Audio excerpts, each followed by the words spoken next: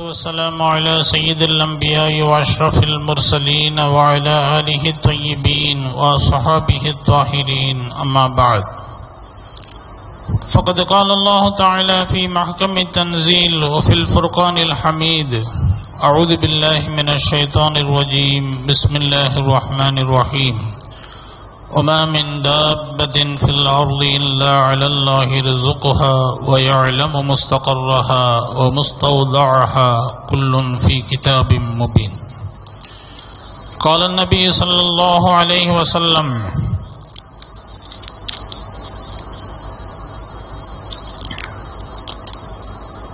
ما من مؤمن إلا وله بابان يصعد منه عمله وينزل منه رزقه صدق الله العلي العظيم وصدق رسوله النبي الكريم. கண்ணியத்திற்கும் மரியாதைக்கும் உரிய இஸ்லாமிய பெரியோர்களே, சகோதரர்களே, உங்கள் அனைவருக்கும் என் சலாத்தினை சமர்ப்பித்தவனாக எனது வார்த்தைகளை துவங்குகின்றேன். அஸ்ஸலாமு அலைக்கும் வரஹ்மத்துல்லாஹி வபரகாத்துஹு. அல்லாஹு ஜல்ல ஷானஹு தஆலாவும் அன்னலம் பெருமானார் ஸல்லல்லாஹு அலைஹி வஸல்லம் அவர்களும் எதை எடுத்து நடக்க வேண்டும் என்று நமக்கு ஏவிருக்கின்றார்களோ அவைகளை எடுத்து நடப்பதற்கும், எவைகளை விட்டும் தவிர்ந்து கொள்ளுமாறு நம்மை தடுத்திருக்கின்றார்களோ அவைகளை விட்டும் தவிர்ந்து கொள்ளுமாறும் எனக்கும் உங்களுக்கும் நான் வசியத் செய்கின்றேன். அல்லாஹு ஜல்ல ஷானஹு தஆலா நல்லருள் தௌஃபீக் செய்தல் புரிவானாக.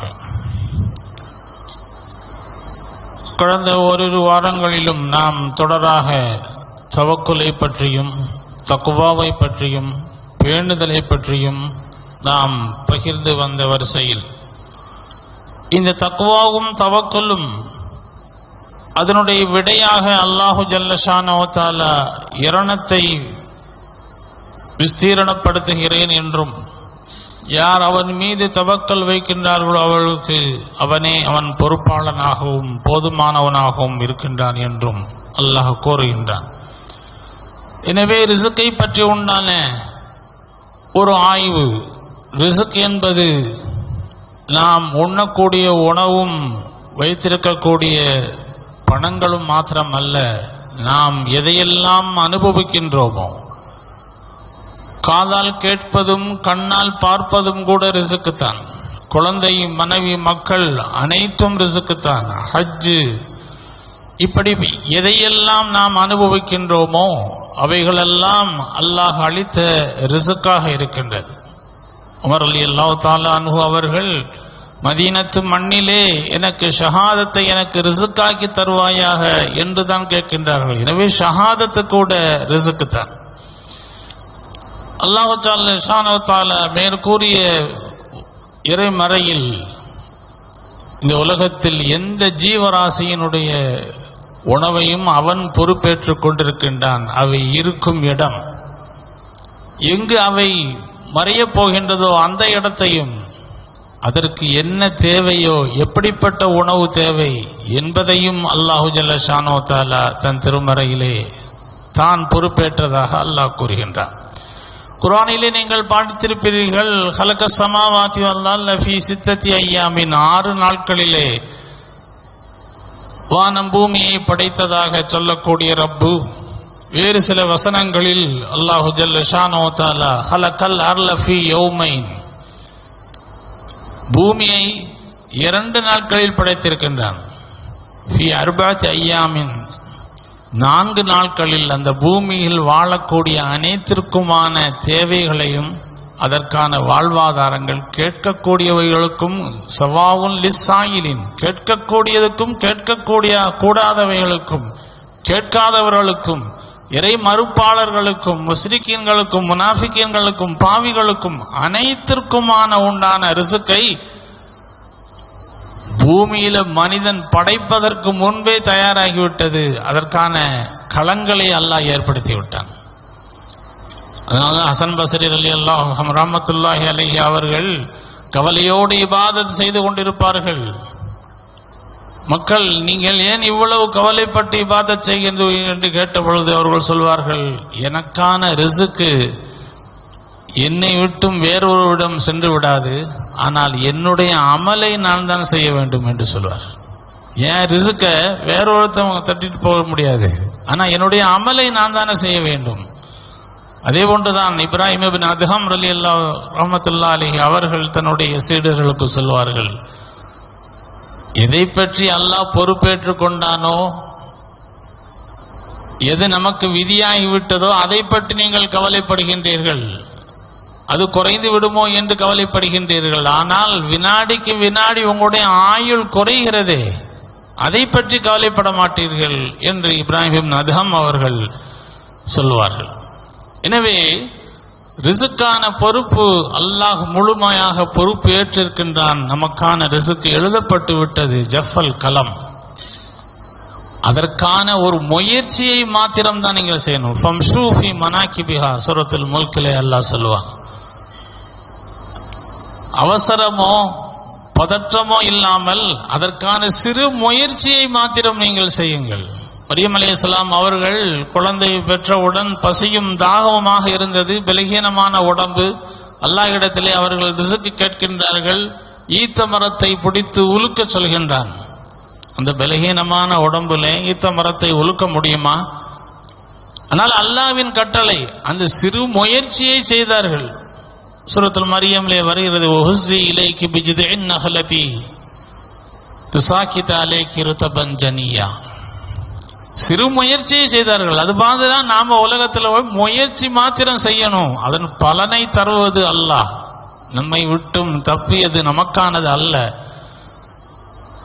நமக்கு கிடைத்திருப்பது நம்மை விட்டும் தப்பி போனதும் அல்ல. சிறு முயற்சியை மாத்திரம் நீங்கள் செய்யுங்கள், அல்லாஹ் தான் அதை தருகின்றான் என்ற நம்பிக்கையோடு.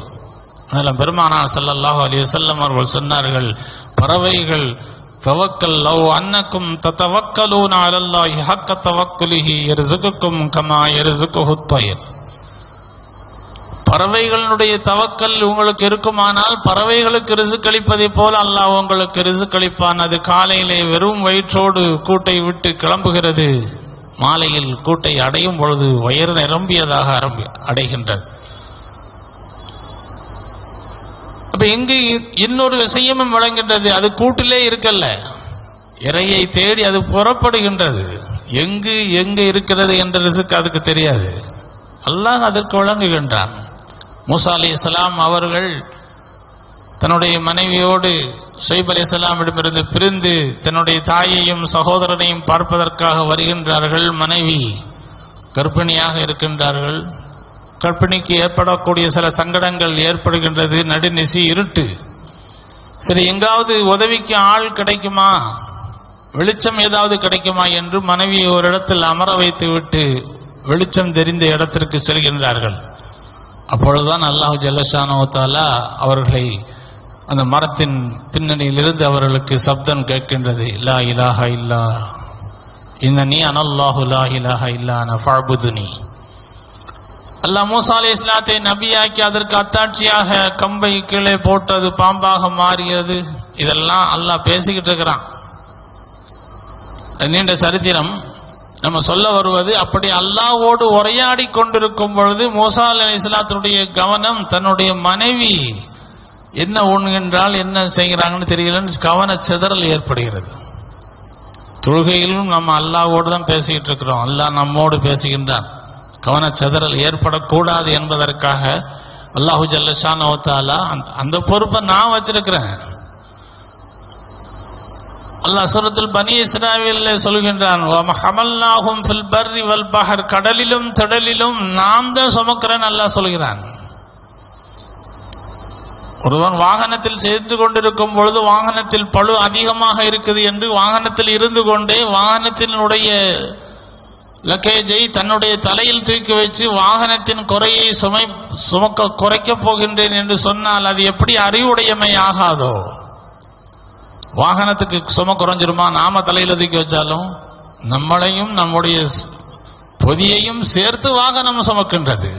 அப்போ அல்லாஹ் நான் சுமக்கின்றேன் என்று சொல்கின்றான். சூரத்துல் பனி இஸ்ராயீல் வருது, வஹமல்நாஹு ஃபில் பர்ரி வல் பஹர், கடலிலும் கடலிலும் நாம் பொறுப்பேற்றிருக்கிறேன், சுமக்கிறேன் என்றான். அதை உணர்த்துவதற்காக மூசா அலைஹிஸ்ஸலாம் அவர்களுக்கு அல்லாஹ் ஜல்லஷானஹு தஆலா கையினுடைய தடியை வைத்து ஒரு பாறையில் அடிக்க சொன்னான். பாறையை அடித்தார்கள், பாறை பிளந்தது. மீண்டும் உள்ளே ஒரு பாறை இருந்தது. அந்த பாறையும் அடிக்க சொன்னார்கள். அல்லாஹ் கூறினான், அந்த பாறையும் பிளந்தது. மூன்றாவது முறையாகவும் பாறையை அடிக்க சொன்னான். மூன்றாவது பாறையும் பிளந்தது. அந்த பாறைக்குள்ளிருந்து ஒரு புழு தன்னுடைய வாயிலே ஒரு சிறு இரையை வைத்துக் கொண்டு நகர்ந்து செல்கின்றது. 3 பாறைக்குள்ள உள்ள புழு. அல்லாஹு ஜல்லஷானஹு வ தஆலா மூசா அலைஹிஸ்ஸலாத்துக்கு திரையை விலக்கினான். அதாவது அந்த புழு செய்யக்கூடிய தஸ்பீகை கேட்கக்கூடிய சக்தியை அல்லாஹ் கொடுக்கிறான் மூசா அலைஹிஸ்ஸலாத்திற்கு. எல்லா நேரமும் மற்ற உயிரினங்கள் செய்யக்கூடிய தஸ்பீகளை கேட்க முடியாதல்ல. வயும் மின் ஷையின், அல்லாஹ் தன் திருமறையில் கூட அனைத்தும் அல்லாஹ்வை தஸ்பீஹ் செய்கின்றன. நம்முடைய நன்மைக்காக அல்லாஹ் மறைச்சு வச்சிருக்கிறான். மீன் தஸ்பீஹ் செய்யறதை பார்த்து அதை நம்ம கத்தியில் அறியும் போது அது அல்லாஹ் அல்லான்னு சொன்னா நமக்கு அறுக்க முடியுமா? இப்படி ஒவ்வொன்றையும் நினைத்து பாருங்கள். அல்லாஹ் மறைத்து வைத்திருப்பது மனிதனுடைய நன்மைக்காக. தண்ணீரை வைத்து சுத்தம் செய்ய முடியாதே, அது தஸ்பீஹ் செய்து கொண்டிருக்கின்றன. எனவே அந்த புழு தஸ்பீஹ் செய்கின்றது. சுபஹான மையரானி, என்னை கண்காணித்துக் கொண்டிருக்கக்கூடியவரை நான் புகழ்கின்றேன், துதி செய்கின்றேன். வயஸ்மஉ கலாமி, என்னுடைய தஸ்பீஹையும் என்னுடைய பேச்சையும் கேட்கின்றானே அவனை நான் புகழ்கின்றேன். வயஅரிஃபு மகானி, நான் இருக்கிற இடத்தை அறிந்து வைத்திருக்கிறானே அவனை நான் புகழ்கிறேன். வயதுகுருனி வலா யன்சானி, இந்த அற்பமான சொற்ப இந்த உயிரக்கூட மறக்காம அல்லாஹ் எனக்கு ரிஸ்க் அளிக்கிறானே அவனை நான் புகழ்கிறேன் என்று அந்த புழு தஸ்பீஹ் செய்ததை மூசா அலைஹிஸ்ஸலாத்துக்கு உணர வைத்து, மற்ற விஷயத்தை பத்தி நீங்க கவலைப்படாதீங்க என்பதை உணர்த்துகின்றான். நமக்கு உணர்வது இதிலிருந்து நாம் பெறக்கூடிய படிப்பினை 3 பாறைக்குள் இருக்கக்கூடிய அந்த புழுவிற்கு ரிஸ்க் அளிக்கக்கூடிய ரப்பு நமக்கான ரிஸ்கையும் அல்லாஹ் பொறுப்பேற்றிருக்கின்றான். முயற்சி மாத்திரம்தான் இருக்கணும். நம்முடைய முயற்சியினால் தான் இது கிடைத்தது என்று அல்ல. முயற்சி ஹலாலான முயற்சியை நிதானமாக பதற்றம் இல்லாமல் முயற்சியை மாத்திரம் செய்ய வேண்டும். அல்லாஹ் தான் ரிஸ்க் அளிக்கின்றான் என்று நம்ப வேண்டும். அதுதான் ஈமானுடைய தவக்குல். அனலம் பெருமானார் ஸல்லல்லாஹு அலைஹி வஸல்லம் அவர்கள் அதைத்தான் அந்த ஹதீஸிலே கூறுகின்றார்கள். பறவைகளுடைய தவக்குல் மாதிரி இருந்தால் அல்லாஹு ஜல்லஷானஹு வ தஆலா அதற்கு கொடுக்கக்கூடிய ரிஸ்க் மாதிரி அல்லாஹ் நமக்கும் அல்லாஹ் கொடுக்கின்றான் என்று மாநபி ஸல்லல்லாஹு அலைஹி வஸல்லம் அவர்கள் சொல்லி காட்டுகின்றார்கள் என்பதை பார்க்கின்றோம்.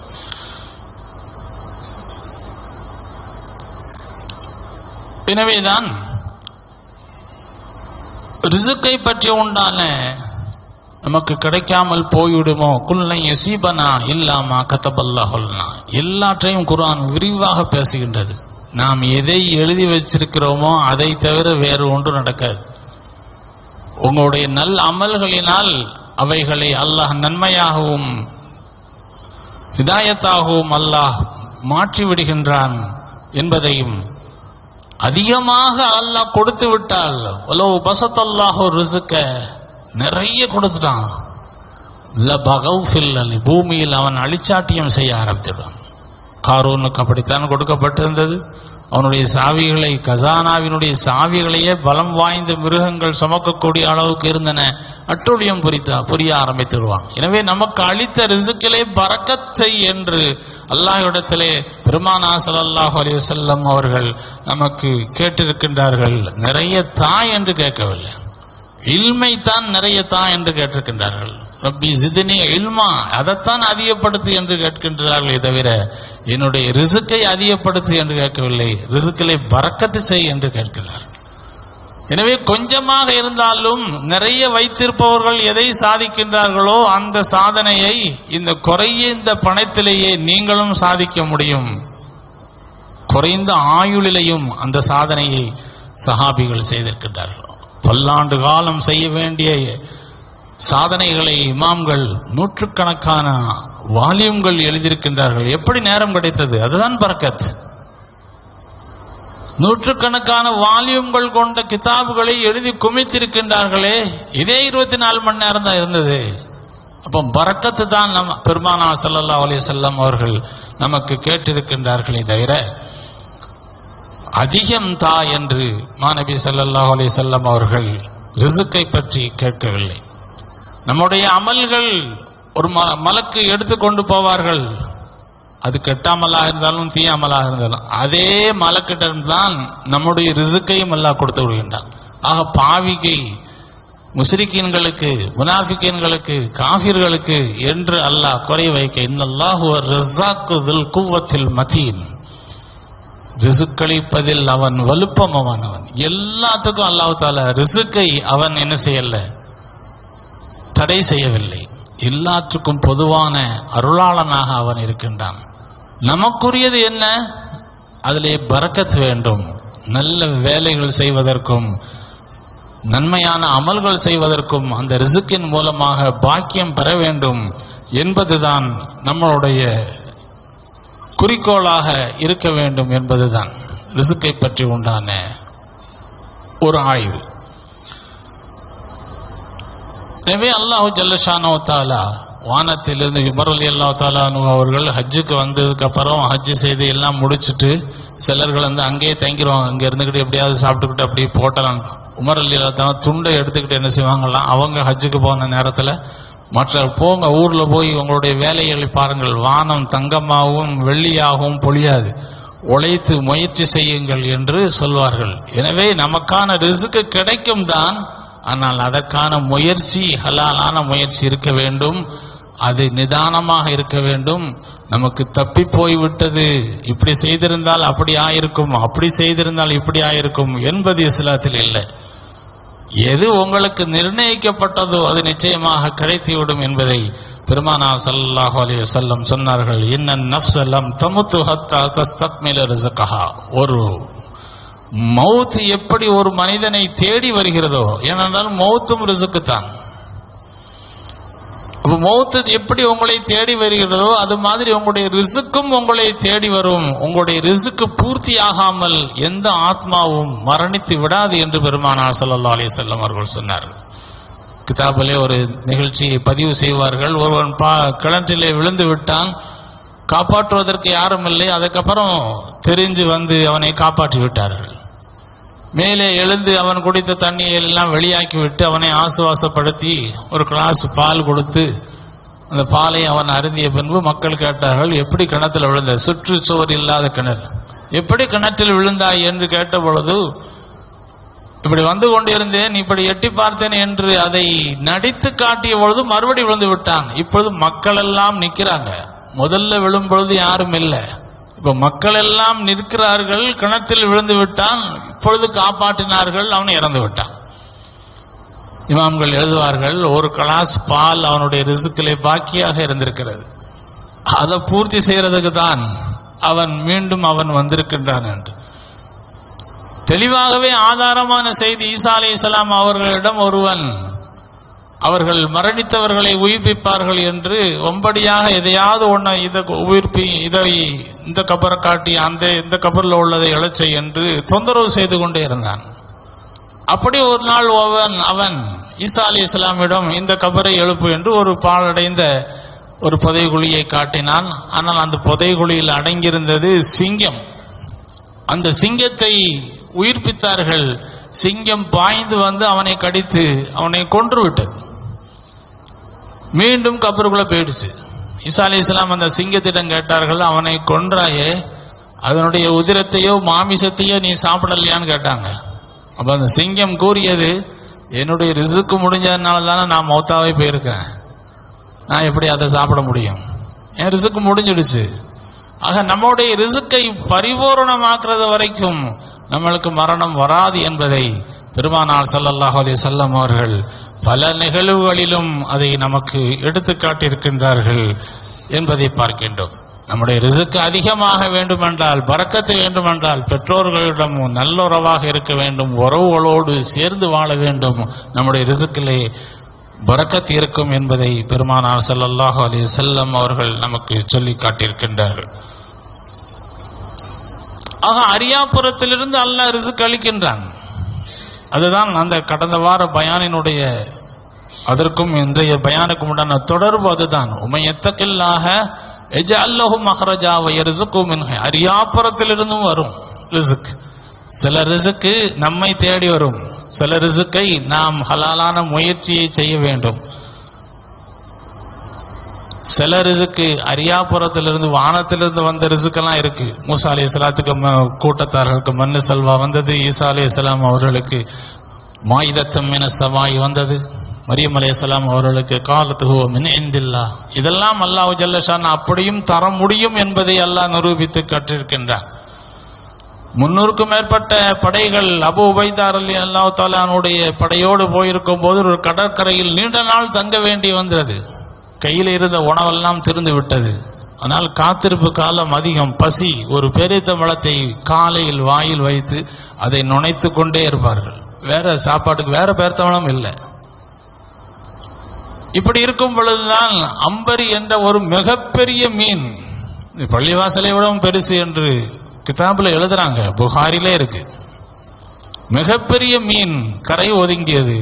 அந்த மீனை அவர்கள் 300 பேர்கள் பல நாட்களாக சாப்பிட்டு மிச்சம் வச்சிருந்தாங்க. அதனுடைய எலும்புகளை வைத்து கூடாரம் சுமத்தினார்கள். ஒரு எலும்பை 15 பேர்கள் சுமக்க முடியும்.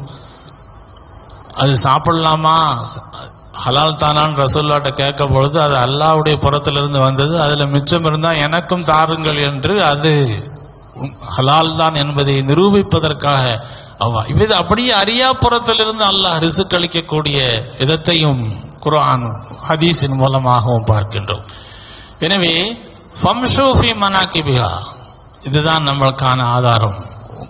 நிதானமான முயற்சியை மாத்திரம் செய்யுங்கள், பதற்றம் வேண்டாம், பதற்றப்பட வேண்டாம். நமக்கான ரிஸ்க் நிச்சயமாக நமக்கு கிடைக்கும். நம்மளுக்குரியதாக இல்லை என்றால் நாம் 2 இதழ்களுக்கு மத்தியிலே வைத்திருந்தால் கூட ஒரு தும்மல் அடிச்சு கீழே தெரிச்சிரும். அது வேற ஒரு ஜீவராசிகளுக்கு உண்டான உணவாக இருக்கும். அது